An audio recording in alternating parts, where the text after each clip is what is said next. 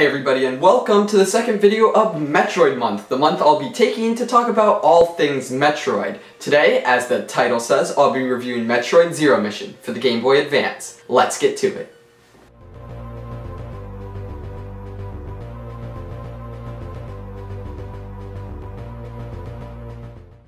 Metroid Zero Mission is the reimagined version of the original Metroid, released with updated graphics, a reorchestrated soundtrack, some new areas, hidden items, new power-ups, and also an add-on to the plot. Like the original, the game features Samus Aran on a quest to stop the space pirates and their evil AI leader Mother Brain. The first half of the game is about the same as the original. Samus has to find a path to Mother Brain, all the while taking down her underlings, finding amazing power-ups, and killing just about anything that gets in her way. But since it's a remake and not just a remaster, it added some new plot points as well, making the game worth buying again. In Metroid Zero Mission, we dive into the past of our heroine and learn about her Chozo origins. And for those of you wondering, the Chozo are those space birds that will pop up in most Metroid games. Yeah, space birds. But unlike the original, the Chozo seem to pop up in more places and begin to tell a small narrative as you play through the game. But Metroid Zero Mission goes far and beyond the original and adds a whole other part to the game. Normally, after defeating Mother Brain, the game would end, credits roll, you're the hero.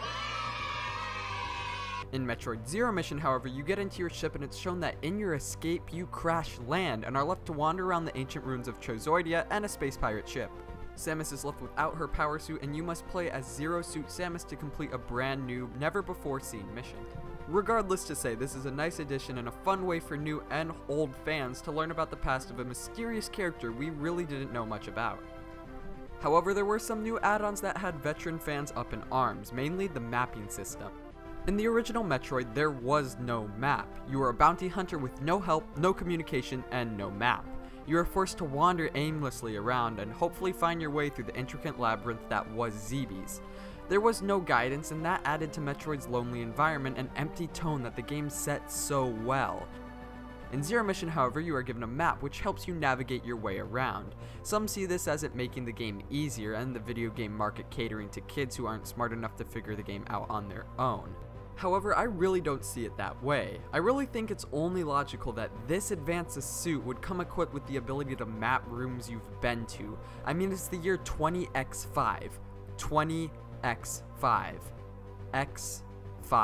I'm 100% fine with this and really don't think it takes away from the game at all. The problem lies in the fact that it tells you where to go occasionally with this little sparkly thing.